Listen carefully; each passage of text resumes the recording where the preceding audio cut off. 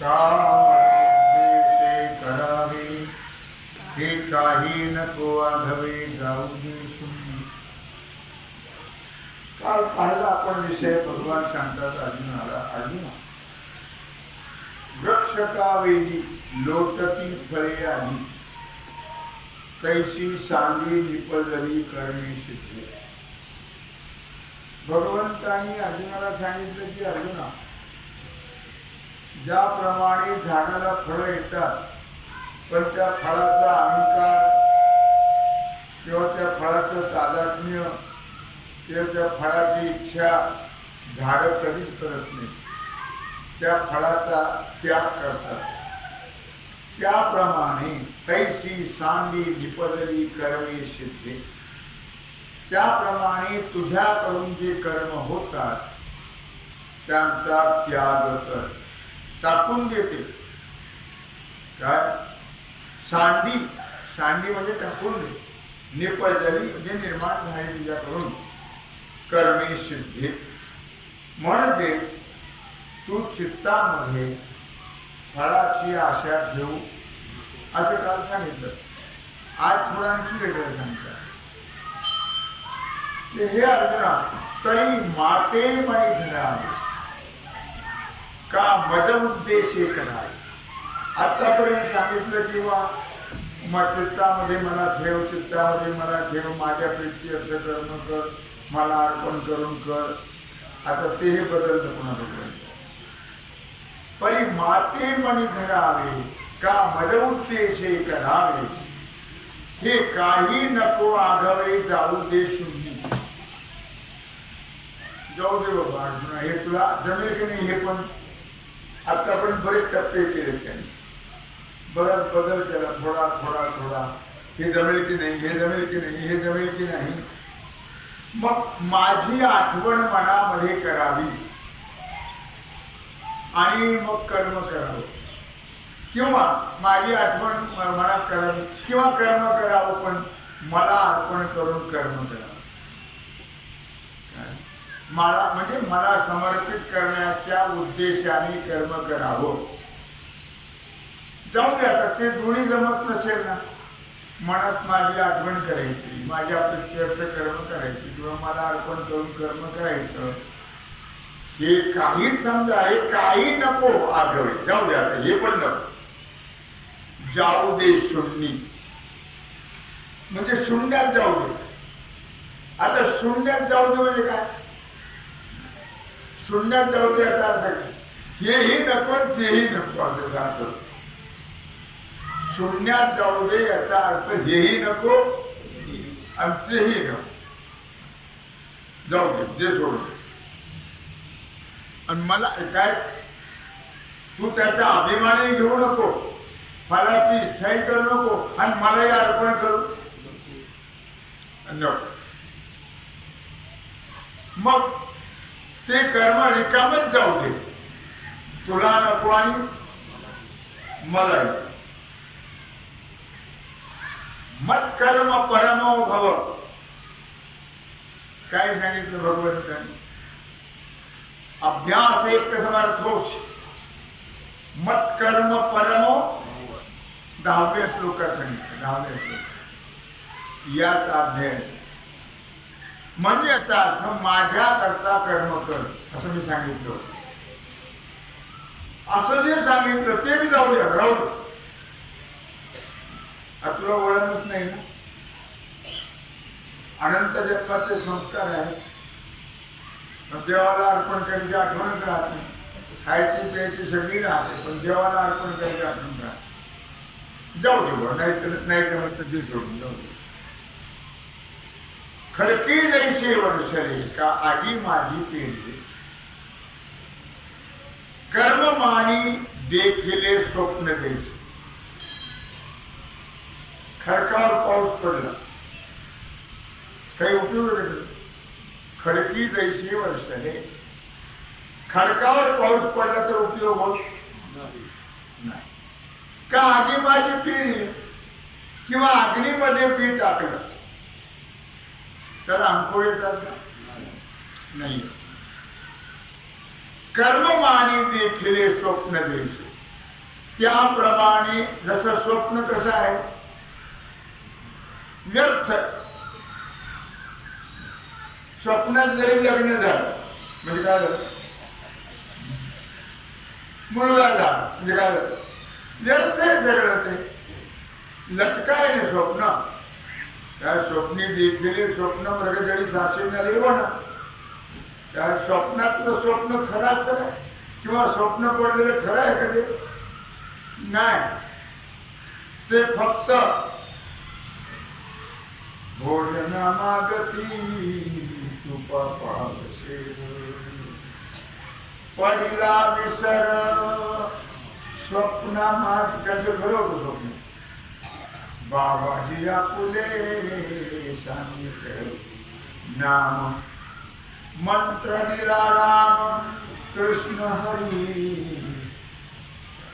बाबा भोजना मागती तुप पावशेर. 1.25 किलो नाही मागितलं, पावशेर तूप मागितलं. म्हणजे आता आता काय, चित्त मागितलं. चित्त चित्त मला दे एवढंच मागितलं. पावशेर तुपाचा अर्थ चित्त. म्हणजे त्यांचं स्वप्न खरं झालं की नाही, खरं झालं. विठ्ठल पंताचं पण ज्यावेळी सांगितलं सासरे कोणी किंवा मला असं स्वप्न पडलं तेव्हा सासरेनच झालं. मला असं असं स्वप्न पडलंय. विठ्ठल पंत मोठी परखड होत. तुम्हाला मला पडलं ना, तुम्हाला पडलं असेल मग म्हणजे तुम्ही आजचे दिवस राहून बघा. पडलं तर आमच्या शब्दाचा अंगीकार करा, नाही पडलं तर तुमच्या रस्त्याने तुम्ही जे आपण इथे आजचे दिवस राहत राहिले. विठ्ठल पंत त्यांचं झोपणं म्हणजे तुळशी वृंदावनाजवळ झोपले आणि साक्षात परमात्मा पांडुरंग स्वप्नामध्ये की तू या मुलीचा अंगीकार कर. तुझ्या पोटी 4 रत्न जन्माला येणार,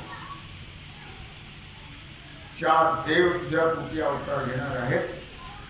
तिचा अंगीकार कर. मग त्याला पटलं. म्हणजे स्वप्न खरं झालं की नाही. आपल्याला आतापर्यंत किती स्वप्न पडले आणि किती खरे झाले. म्हणून इथं सांगितलं काय की कर्ममानी देखिले स्वप्न द्यायचे. किंवा जसं खडकावर पाऊस पडला फुकट गेला, काही उपयोग होत नाही. म्हणून तो भागवताने सांगितलं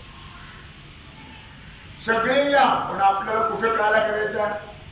खडकी सोडी येल्या मोठा, खडकी सोडी येल्या मोठा, आजचा दही काला गोमटा. कुठं झालं खडकावर. खडकावर का, किंवा वाळवंटामध्ये का, तिथं बीजावर रोपण होत नाही, तिथं कर्म अंकुरित होत नाही. म्हणून तिथं करायचं का खडकावर किंवा वाळवंटामध्ये. चला बाई पांडुरंग पाहू वाळवंटी, मांडियला काला गोपी गोपाळांची दाटी. चला बाई पांडुरंग पाहू वाळवंटी. वाळवंटामध्ये काला किंवा खडकावरची काला.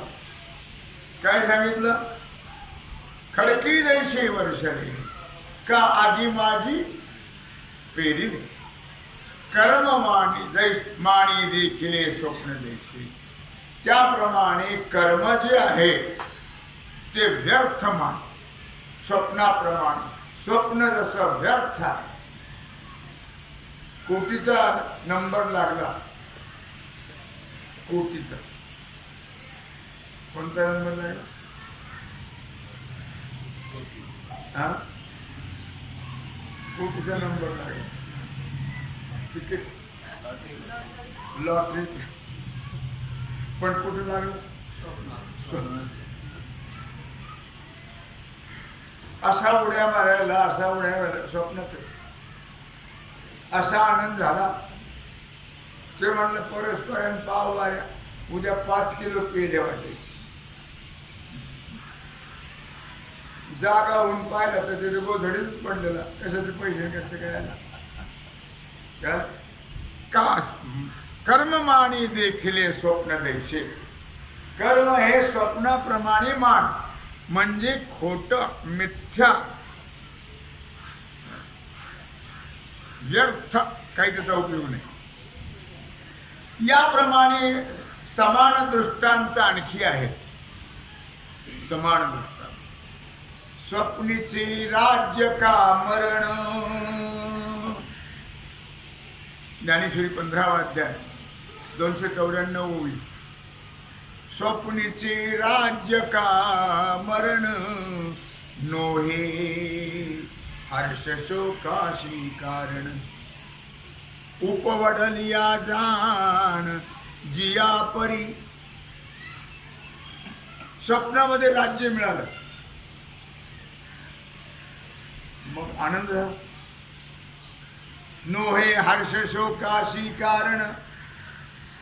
स्वप्नात निवडून आले, मिरवणूक काढली. या हुसेन नाही नाही, या हुसेन हो, स्वप्नामध्ये निवडणूक आला. तसा खाला पडलाच होता तो. पडलेलीच असतात, मुडते बरंच उठत नसतं. मला मुद्दा काय सांगायचा आहे की अशा प्रकारे काय म्हणत तुम्ही की स्वप्नीचे राज्य का मरणे. स्वप्नात राज्य मिळालं तरी आनंद नाही, मेले तरी दुःख नाही. आपणच मेलेलं आपल्याला स्वप्न पडतं. काय संपलं वाटतं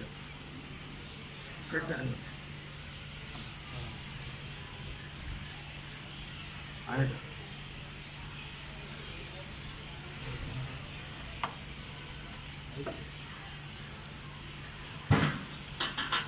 स्वप्नीची राज्य का मरण, नोहे हर्ष शोकाशी कारण. स्वप्नात राज्य मिळालं तरी आनंद नाही, मरण आलं तरी दुःख. उपवढलिया जाणगी. पण केव्हा उपवढलिया, स्वप्नातल्या राज्याचाही आनंद नाही आणि मेल्याचे दुःख नाही. पण केव्हा जाग झाल्यावर.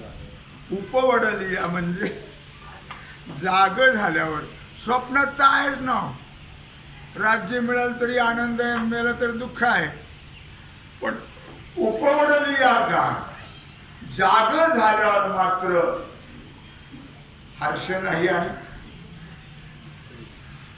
मग अग्निकुंडी बीजे घातली, ती अंकुर दशे जीवी मुकली. किंवा अग्नीमध्ये बी टाकलं त्याला अंकुर फुटेल का? नाही फुटेल.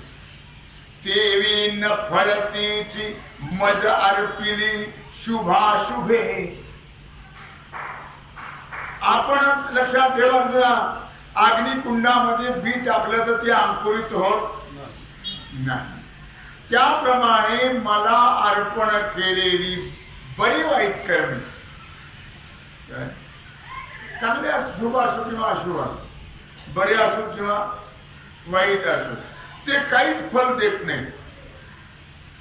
मला अर्पण केलेली कर्म त्याचं सुखदुःखाधिक फल प्राप्त होत नाही.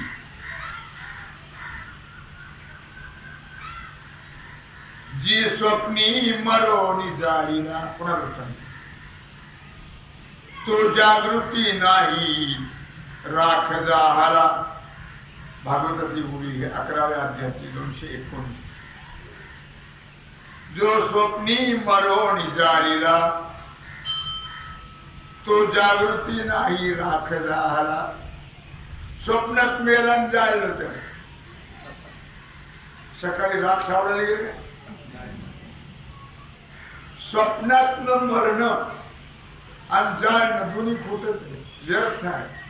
त्याला काही महत्व. जागृती नाही राख जाहाला.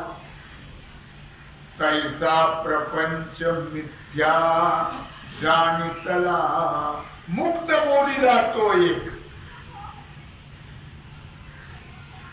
ज्याप्रमाणे स्वप्नामध्ये मेला त्याला जाळलं, पण जागा झाल्यावर राख झाली नाही. त्याप्रमाणे प्रपंच हा मिथ्या आहे म्हणून त्याचा त्याग केला. कळल्यावर अगोदर तर शक्यच नाही. कळल्यावर शक्य नाही तर अगोदर कसं शक्य? मिथ्या आहे असं कळल्यावर सुद्धा शक्य नाही तर मग अगोदर शक्य नाही. आपण सगळे श्रावक आहोत, ज्ञानेश्वरी ऐकतो. आपल्याला बऱ्याच वर्षापासून कळलं प्रपंच मिथ्या आहे, नाही का? कळलं का नाही कळलं? कळलं म्हणजे कोणी टाकलं? अहो जाऊच तर टाकत नाही, गेल्यावरही टाकत नाही. जन्मा घेणे लागे वासनी त्या संगी त्याची झाली अंगे हारी. मग आता अभ्यास देवाचा आहे का प्रपंचाचा? कशाचा अभ्यास आहे? मोठ्याने बोलून कशाचा अभ्यास आहे? प्रपंचाचा. मग मारता तोंड डोळा पळा वाचायला काय येईल? प्रपंच. मग काय होईल? मग तुला गाढवा डुकराचे कुत्र्याचे मांजराचे जन्म घ्यावे लागते. लक्षात आलं? कोणी असो तो, कळलेला असो नाही तर न कळलेला असो. तैसा प्रपंच मिथ्या जाणीला. ज्याप्रमाणे स्वप्नामध्ये मेला जाळलं त्याची राख झाली नाही, त्याप्रमाणे स्वप्न आपला हा प्रपंच मिथ्या आहे असं ज्याला कळलं, यथार्थ तो मुक्त आहे. यथार्थ नुसतं कळायचं काय? सगळ्याला कळतं, आम्हाला कळतंय. महाराज काय सांगणारे आम्हाला माहिती तर बस पोरं खेळू, पोरं खेळू. नाही तर त्याला माणसाची गरज आहेच.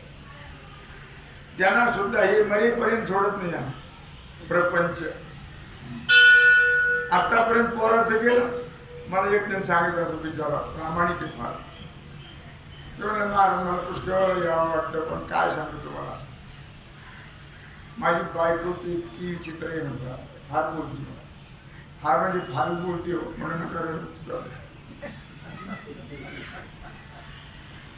आम्ही पोरं सांभाळायला लावतो.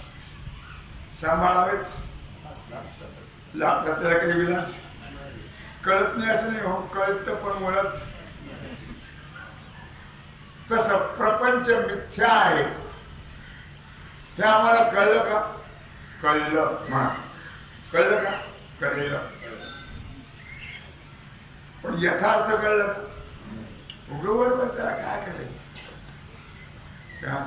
आमच्यासारख्या उघड लोकांना सांगण्यापुरतं कळलं का? यथार्थ कळलं. तैसा प्रपंच मिथ्या जाणीतला मुक्त बोलिला त्या नाव. त्याला मुक्त म्हणतात, जीवन मुक्त. प्रपंच मिथ्या, तादात्म्य नाही, अहंकार नाही. कोण कोणाचा अहंकार घेत नाही, कोणाचं तादात्म्य घेत नाही. कोण आहे तुमचं? नाही असं नाही, फक्त परमात्मा आपला. मग हे चोर आपले वाटतात का परमात्मा आपला वाटतो?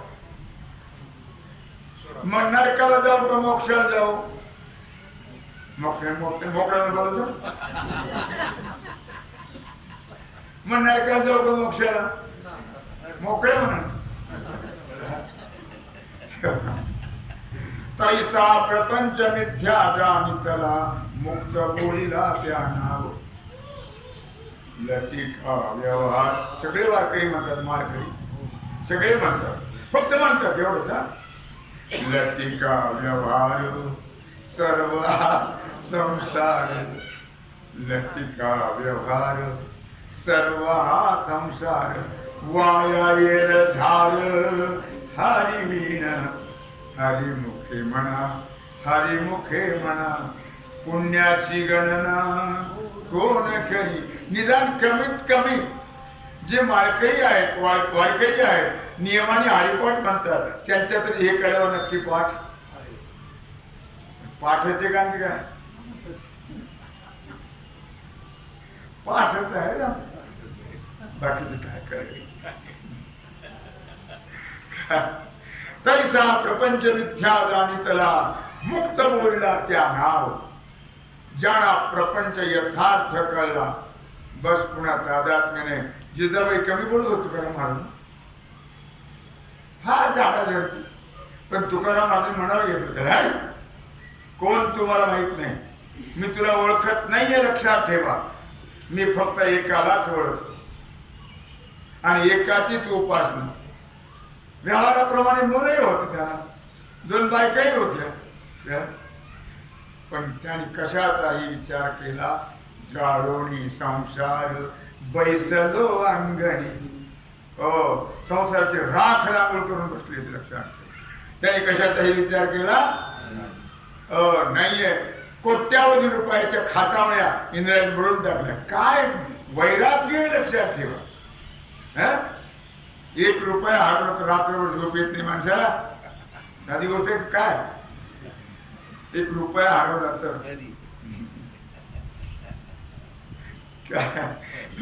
तैसा प्रपंच मिथ्या जाणितला मुक्त बोलिला या नावी. आगा आणखी दृष्टांत देतात.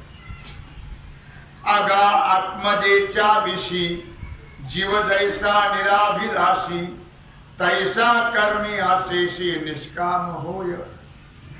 मुलीला शिकवलं, मुलगी इंजिनियर झाली आणि तिला 8 लाखाचं काय आलं, पॅकेज झालं. बापाला आनंद झाला, पण फायदा आहे काय? त्याचा विचार तो कधी करत नाही. आणि तो उपर सुंब्याचा करणारच नाही. हो, तो ते करणारच नाही. तुम्ही आभारी आहे, तुम्ही आमच्या मंडळीला शिकवलं, त्यामुळे आम्ही इतके मजेत प्रकार मिळवतो, मस्त खातो, आभारी आहोत. एवढं तरी बोलावून नाही कमी, तेवढं सुद्धा म्हणणार. काय उपकार केले आमच्यावर, तुमचं कर्तव्य होतं. काय उपकार केले आमच्यावर. आगा आत्मजेच्या विषयी, आत्मजा म्हणजे मुलगी, मुलीबद्दल जीव जैसा निराभिलाषी. कधीही तिला कितीही पगार असेल तरी अभिलाषा करून रस्त्यावर ठेवून दिलं. त्याचा पुन्हा विचार. तैसा कर्मी आशेशी निष्काम होय. त्याप्रमाणे अशेष म्हणजे सर्व कर्मामध्ये तो निष्काम हो. कुठल्याही कर्माच्या फळाची अभिलाषा धरू, कुठल्याही कर्माचे अहंकर्तृत्व अभिमान धारण करू नको. सर्व कर्मफलाबद्दल निष्काम हो. सर्व आशेष म्हणजे सर्व. दृष्टांत दिला समर्पक. आपणची येऊन दुहिता की न मम म्हणे पिता तो सुटे की प्रतिग्रहिता जावई शिरके. 18वा अध्याय 234 हो. 18वा अध्याय 234 हो. आपणची येऊन दुहिता. वडील मुलीला जन्म देतात की नाही, मुलापेक्षा जास्त प्रेम कुणावर असतं? मुलीवर असतं. मुलीचंही असतं मुलापेक्षा जास्त, हे प्रश्न नाही. मग आपणच येऊन दुहिता, आपण अशा प्रकारे मुलीला जन्म दिला आणि कन्यादानाचे वेळी मुलगी आता माझी नाही, न मम प्रतिगृह्णामि प्रतिगृह्यताम. अशा प्रकारे मुलीबद्दल कुठल्याही प्रकारे की न मम म्हणे पिता तो सुटे, हे दान देतात कन्यादान, आणि ते कन्यादान घेतात, हे सुटले आणि ते गुंतले. हे सुटले आणि ते गुंतले. आणखी दृष्टांत देतात. मग वन्नीची ज्वाळा जैसी 133 ओवी चालू. वन्नीची ज्वाळा जैसी वाया जाय आकाशी. कुठे आग लागली म्हणजे अशी लोळच्या लोळ अशी आकाशात जातात. अग्नीचे लोळच्या लोळ. त्याचा काही परिणाम होतो आकाश जळतं का चांदण्या जळतात कशाचाही परिणाम त्याचा आकाशात त्या गेलेले जे लोळ त्याचा काही परिणाम होत नाही क्रिया जिरोदे तैशी शून्या माझी त्याप्रमाणे हे सर्व क्रिया शून्यात जाऊ दे म्हणजे तुलाही नको मलाही नको शून्यात म्हणजे व्यर्थ जाऊ याचं तादात्म्य मिळत घेऊ नको कारण जसं ते अग्नीच्या जाळ लोळ असे आकाशात जातात आणि त्याचा काही परिणाम होत नाही क्रिया जिरोदे तैशी शून्यामध्ये त्याप्रमाणे तुझ्याकडून होणारे सर्व प्रकारचे कर्म शून्यामध्ये जिरून जाऊ दे म्हणजे मी केलेच नाही ही चित्तवृत्ती ठेव केलेच नाही मला कोणी नाहीच ही वृत्ती ठेव मला मुलं आहे मला मुली आहे अजिबात कोण नाही आहे फक्त परमात्मा मुलं मुली आहेत लोकांना दिसतात लोक म्हणतात त्यांना मुलं मुली आहेत आपण म्हणायचं नाही आपलं कोणी आम्हाला कोणी नाही आम्हाला फक्त परमात्माच आहे माय जगन्नाथ बाप जगन्नाथ अनाथाचा नाथ ओव्यात नवव्या अध्यायामध्ये कोणाचं काम नाही ज्याने माझ्यावर सगळं सोडलं मी अंतकाळी त्याची परिचर्या करतो सेवा करतो स्वतः सगळी सेवा करतो भगवान पण माझ्यावर सोडलं तर दोही पेवावरी ठेवू जाता हात शेवटी तो घात मागे पुढे त्यांना वाटतं यांनी नाही सांभाळत हे घ्याने सांभाळते ओ मी गया तेलही गेलं तुपही गेलं हाती दुप्पट नाही आलं श्रद्धा भावना नसते थोडी श्रद्धा नाही ते ऋणवैकपण देखून अंगी आपुलिया उत्तीर्णत्वा लागी तयाच्या तनुत्यागी परिचर्या तयाच्या तनुत्यागी परिचर्या बरोबर की ज्याने मला जीवन अर्पण केलं माझ्याकरता जे जगतात त्यांच्या प्राणत्यागाच्या वेळी मी सगळी सेवा करतो सगळी सेवा भगवान म्हणून कर्म केलेच नाहीत अशी तुझी चित्तवृत्ती राहू दे अर्जुना हा फलत्याग आवडे किर असल ग परियोगा माझी योग धुरेचा हा अर्जुना हा फलत्याग भगवान सांगतात अर्जुना असा जो फलाचा त्याग आहे तो सोपा वाटतो खरा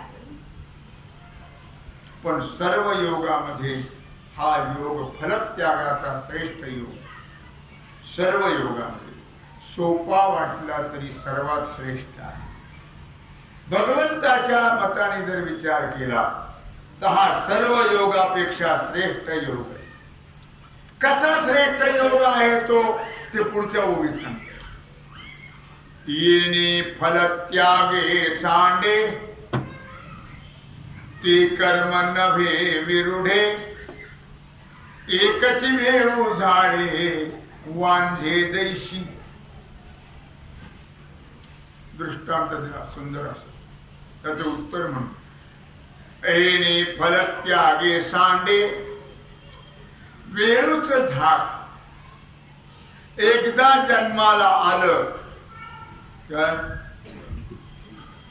विरुढे वेळू झाडे वांझे दैशी एकदा व्यालं असं शब्द वापरले व्यालं म्हणजे एकदा निर्माण झालं म्हणजे पुन्हा ते निर्माण होत नाही दुसऱ्याला जन्म देत नाही कारण त्याला फुलं नसतात फुलं असतात तरी फळं नसतात त्याला बी नसतं वेळूच्या झाडाला बी नसतं एकदा निर्माण झालं की पुन्हा त्याच्यापासून दुसरं निर्माण होत नाही एकच वेळू झाडे वांझे दैशी ते पुन्हा अशा प्रकारे जन्माला येत नाहीये म्हणजेच कर्म पुन्हा दुःख देण्याला कारणीभूत होत नाही कारण कर्म फलाच्या इच्छेनं केलं की मी तुम्हाला कालही सांगितलं परवाही की ते भोगावया यावे देहाय.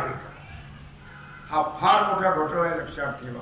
म्हणून भगवंताला अर्पण करून जर कर्म केलं तर मोकळेच्या मोकळे, कर्म करून मोकळं, पुन्हा भानगडच. म्हणून भगवान सांगत होते बाबा मला अर्पण कर, मला अर्पण. आता म्हणजे तुला ते जमते की नाही पुन्हा तू दे सोडून जाऊ, आता जाऊ दे शून्य, आता व्यर्थ राहू दे, तुला नको आणि मलाही. अर्थात फळत्यागपूर्वक केलेलं कर्म ते अंकुर दशेला येऊ शकत. फळत्यागपूर्वक केलेलं कर्म तुकोबराय सुद्धा वर्णन, ज्ञानोबराय वर्णन करता आहेत 15व्या अध्याय 287 ओवी. फळली केली उन्मुळी तैसी आत्मलाभे प्रबळे जयाची क्रिया ढाळे ढाळे गळती आहे. फळली केळी उन्मळे, एकदा केळीचं झाड फलद्रूप झालं की ते त्याचे फळ काढले ना की ते आपोआप उपटून पडतं. उन्मळे म्हणजे ते आपोआप उपटून पडतं. त्याप्रमाणे प्रबल असणारा जो आत्मलाभ, सर्वांमध्ये लाभ जर कोणता श्रेष्ठ असेल तर आत्मलाभ. त्या योगाने म्हणजे आत्मानुभवामुळे ज्याची क्रिया हळूहळू ज्याला यथार्थ आत्मलाभ झाला, यथार्थ आत्मज्ञान झालं, त्याचा विषय चालला आहे. तुम्ही काही आपल्या मनावर घेऊ नका, टेन्शन घेऊ नका. माणसं टेन्शन घेतात, काही कारण नाही. ज्यांना आत्मज्ञान झालं त्यांची गोष्ट आहे. म्हणून म्हणजे टेन्शनच्या भाकरीत पडू. पण ज्यांना यथार्थ आत्मज्ञान झालेलं आहे त्यांची आपली क्रिया वाढत चालली का कमी पडत चालली? वाढत. त्यांची हळूहळू कमी पडत जाते. आपला मोह वाढत जातो. पोराने नातवावर तर नक्कीच, पोरांना कधी कडेवर घेतलं पण नातवाला घेऊन दुनियात मिरवते. घरोघरी गल्लोगल्लीने फिरते घेऊन. का का वाढते का कमी पडली? आत्मज्ञानाने क्रिया आपोआप हळूहळू कमी होत जाते. त्याला म्हणावं परमार्थ कळला. आपण ऐकतो ते तरी भाग्य समजावं, नाही तर आम्हाला कोण पुसलं असत. जर ऐकलं नसतं तर जर ऐकतात मेहरबानी. त्यामुळे आम्हाला सुद्धा हा ब्रह्मानंद लुटता येतो. कीर्तन कोणापर्यंत आम्हाला काय करायचं? आमचं कर्तव्य आहे कीर्तन करायचं, पण त्यात काय आनंद आहे तुम्ही करा म्हणजे तुमच्या लक्षात येईल. कीर्तन करण्यामध्ये कीर्तन चांग होय अंग हरिरूप. हो, काय कीर्तनात आनंद आहे? कीर्तन सांगताना ते तुम्ही सांगायला लागलात म्हणजे कळेल खरंच काय आनंद आहे, ब्रह्मानंद आहे. कोणाला कळव अथवा न कळ, आम्हाला मात्र तो आनंद प्राप्त होतो. म्हणून सांगितलं या ठिकाणी किंवा आत्मज्ञान ज्यांना यथार्थ झालेलं आहे. तुकोबर आहे पुढे गोड नाही भिड भाग तुका म्हणे सांगा थोड. त्याने बायकोची भीड बाळगली नाही, पोरांची बाळगली नाही, गावातल्याची नाही का. कोपला पाटील गावीचे हे लोक आता मध्ये भिक कोण घाली महाराज म्हणतात. सगळे कोपले महाराजांनी कोणाचाही विचार केला नाही, एकाचाच विचार केला.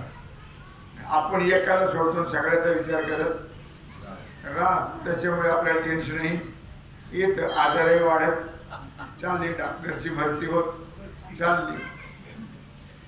म्हणून म्हटलं फळली केळी उन्मुळी तैसी आत्मनाभे प्रबळे जयाची क्रिया ढाळे ढाळे गळती आहे. 15:287 तैसे चालू होईल. तैसे येण्याची शरीरे फार महत्वाची उभी लक्षात. तैसे येण्याची शरीरे शरीरा येणे सरे. परवा याच्यावर मी तीर्थास प्रवचन केलं. अमृत महोत्सवामध्ये तैसे येण्याची शरीरे शरीरा येणे सरे किंबहुना येर झारे चिरा पडे. याच शरीराने शरीरा येणे सरे म्हणजे पुन्हा जन्म संपल्या जातो. याच शरीर दुसरं शरीर नाही. 84 लाख योनीमध्ये फक्त एवढंच शरीर आहे की ज्या शरीराने जन्म मरणाचा फेरा चुकवता जन्म मरणाच्या फेऱ्यावर दगड पडतो म्हणजे चिरा पडे म्हणजे दगड पडतो म्हणजे जन्म मरण संपल्या. इतकं सोपं आहे पण आपल्याला जमत नाही करायला. काय काय करावं काही एक आहे का? तुम्हाला काय उठले सुटले उठले चिंतन तेवढा धंदा.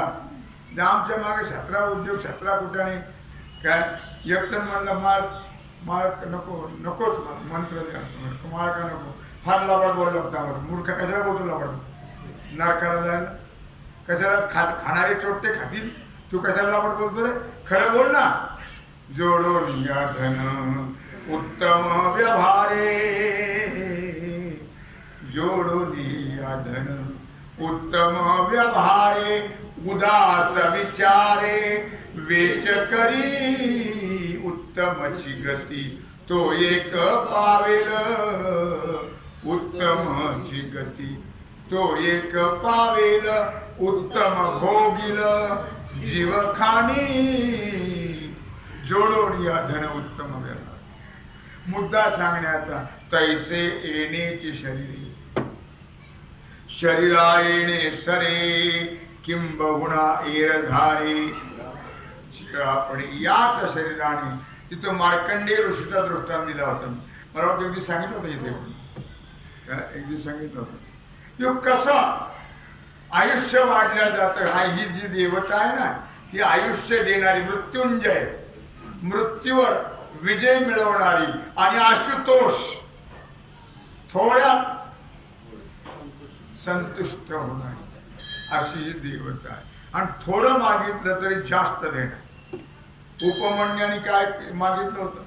उपमन्या कारणी कैसी धावशील बलाई पाजी प्रेम पाणा क्षीरसागरा ठाई पांडुरंगे यैव पांडुरंगे जीवाचे जीव लगे यैव पांडुरंगे.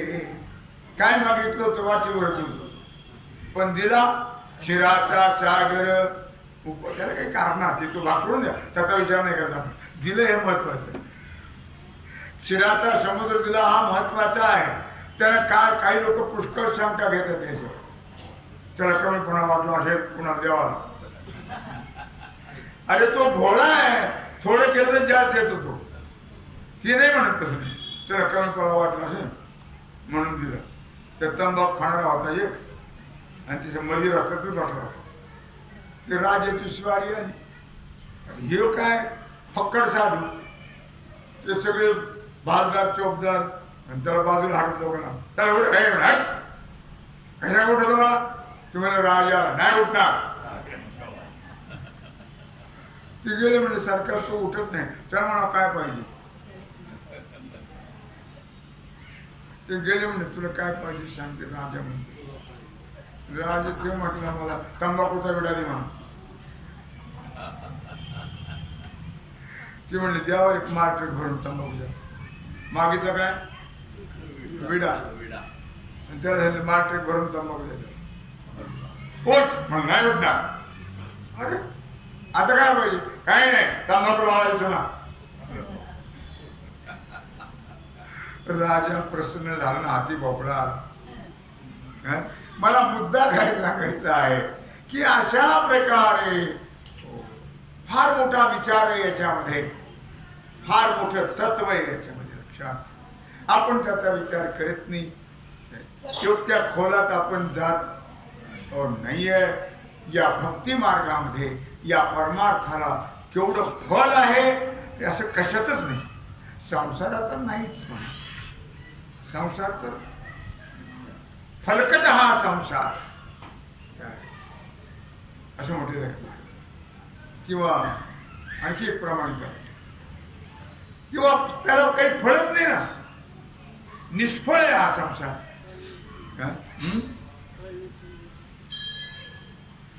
या फळांना चुकीला पूर्ण करून दिला.